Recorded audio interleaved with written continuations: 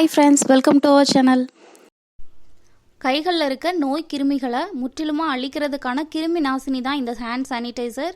Corona தொற்றுக்கு அப்புறம் இது அதிகமாக எல்லாரும் பயன்படுத்துகிற அத்தியாவசிய பொருளாக மாறியிருக்கு.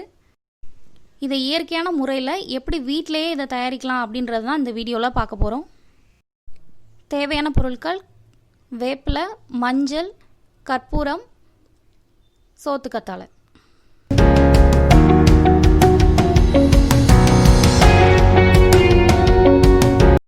ஒரு பாத்திரத்தில் கொஞ்சமாக தண்ணி எடுத்துக்கலாம். இதில் நம்ம எடுத்து வச்சுருக்க வேப்பிலைகளை சேர்க்கணும். அடுத்ததாக மஞ்சள், அடுத்து கற்பூரம்.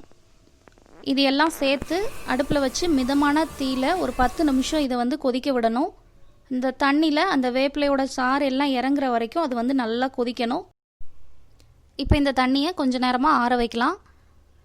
அடுத்தது கத்தாழை ஜெல் ரெடி பண்ணணும்.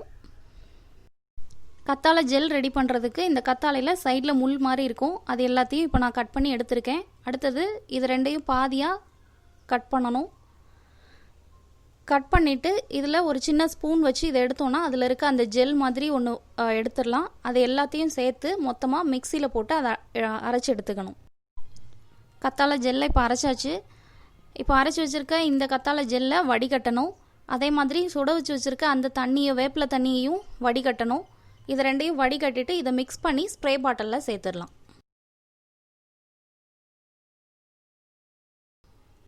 அவ்வளோதாங்க, ஹேண்ட் சானிடைசர் ரெடி.